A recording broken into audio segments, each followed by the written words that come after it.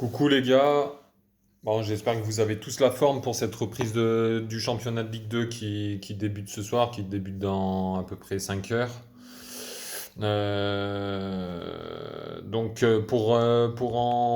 Pour parler un petit peu du GF, depuis la dernière vidéo, il y a eu trois nouvelles arrivées. Le buteur sénégalais Boissy. C'est une légère inconnue. Il jouait dans un championnat qu'on connaît, pour être honnête, très très peu. C'est un jeune joueur de 22 ans, physique, de grande taille, donc il nous fera certainement beaucoup de bien au niveau des duels, au niveau des corners, des coups de pied arrêtés, et puis voilà, voilà, on va pouvoir se servir de son appui voilà, pour remonter les balles. C'est un type de joueur qu'on a eu très rarement ces derniers temps. Donc à voir. Après, de toute façon, il sera là pour être la doublure d'Achille Anani, en principe. Avec cette arrivée-là, euh, je vois mal. euh, Je vois mal une nouvelle arrivée d'un buteur pour remplacer Moussa qui est parti. On connaît tous, hein, mercato compliqué, les revenus des clubs, l'enveloppe financière pour le mercato est très limitée. Donc pour moi, il n'y aura pas d'autres buteurs, il y aura pas d'autres buteurs qui devraient arriver à mon goût.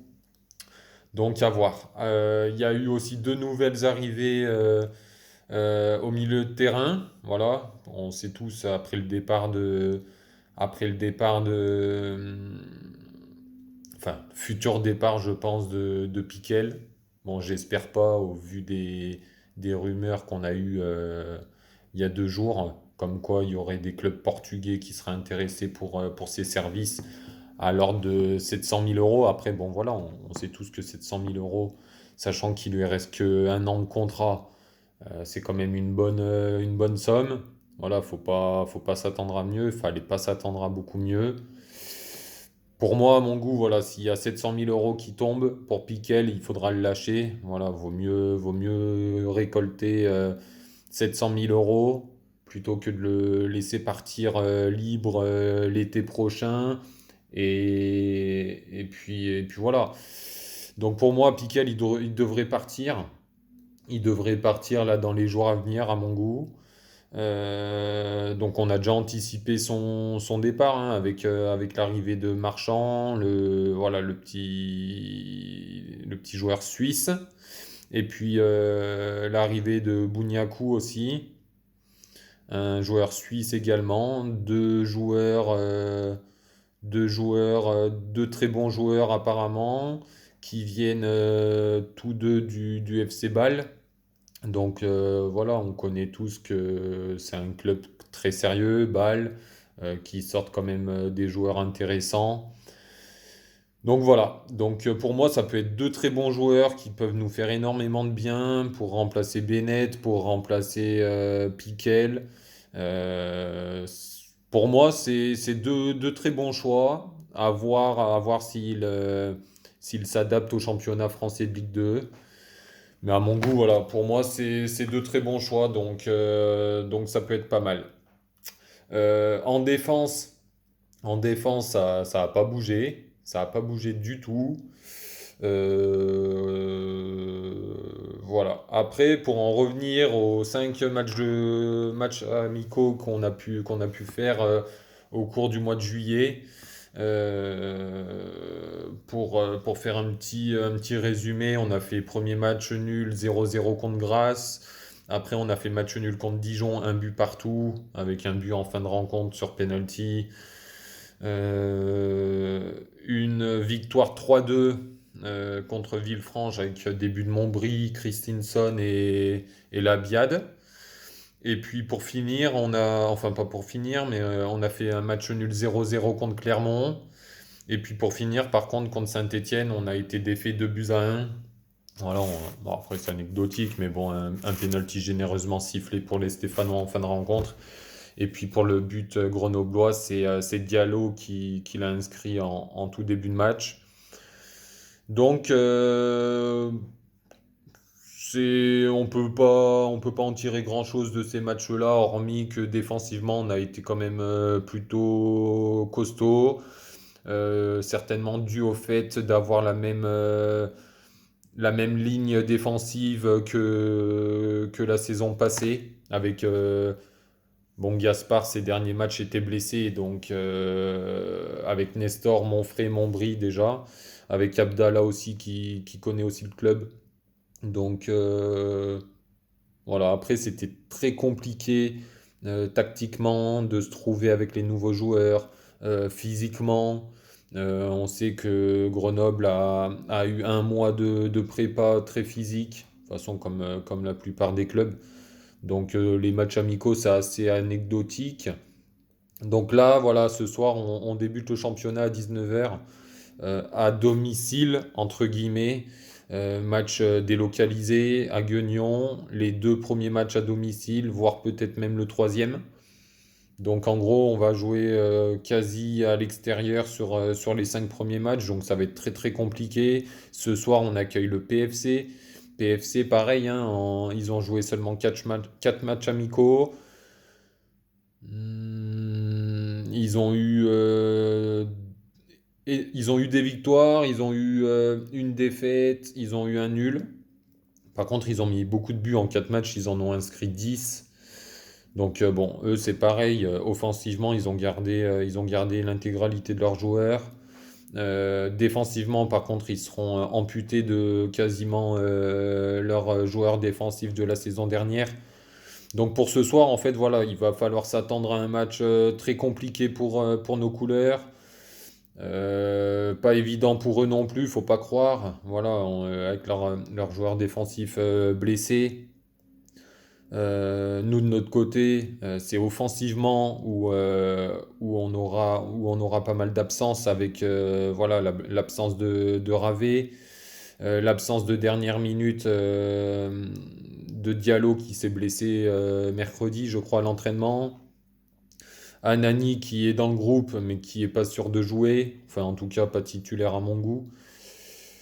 Donc voilà, pour moi, la compo que je vois pour ce soir, je vois mon bleu au cage, en charnière centrale Nestor Monfray, Montbry à gauche. Après Gaspard, à voir s'il sera à droite, sinon on peut compter sur le petit Abdallah. Au milieu de terrain, on a l'embarras du choix, hein. En plus du jeune Cissé, on a au milieu de terrain, on a Belmonte, on a Pérez, on a Marchand, on a Bouniakou. Donc on a on a 5 joueurs disponibles au poste de trident du milieu de terrain. Donc pour moi, je vois quand même Marchand titulaire, Pérez et Belmonte, voilà pour le côté automatisme. Euh, Belmonte, Pérez, Marchand titulaire pour moi. Bouniakou qui rentrera très certainement en jeu, ça c'est sûr. Euh, Pourquoi pas Cissé aussi, je sais pas, je sais pas. Après, par contre, c'est offensivement, on jouera avec voilà les deux ailiers. Pour moi, certainement Ondan, en espérant qu'il aura la tête au match. On sait tous que voilà, il s'apprête à être papa dans les heures qui viennent. Donc, je mets quand même Ondan titulaire avec Enen. Et puis Boissy, la recrue Boissy en numéro 9. Anani remplaçant, voilà, on sait qu'il revient cette semaine de blessure. Certainement pas prêt physiquement pour entamer un match de championnat. Donc voilà, pour moi, cette compo de départ. Ce qui m'inquiète un petit peu pour ce début de championnat, c'est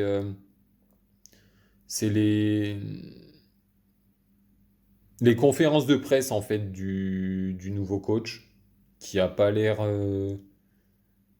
qui sait pas trop en fait, voilà, qui a l'air même inquiet, voilà, il voit que niveau recrutement, on n'a pas encore les joueurs désirés, enfin en tout cas les postes nécessaires où on doit impérativement recruter. Enfin, offensivement, on est très limité quand même. Là, on peut le voir, hein, et on a deux joueurs pas disponibles. Voilà, un suspendu qui est Ravé, l'autre blessé Diallo. Bah, on voit que au fil de la saison, avec les suspendus, avec les potentielles blessures, on est très très limité. On est très très limité offensivement.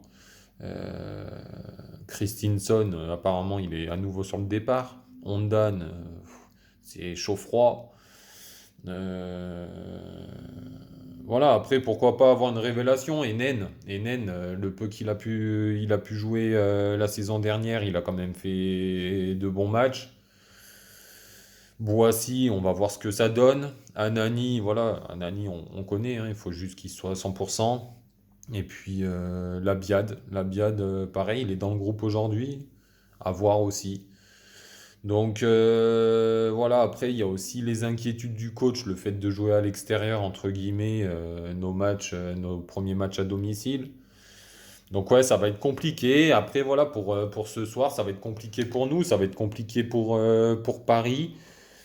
Donc voilà, on est quand même là. Il va falloir aller chercher les 3 points pour entamer ce championnat de la meilleure des manières. Et puis commande, hein? Et puis on se dit pour une prochaine vidéo pour débriefer un peu ce premier match.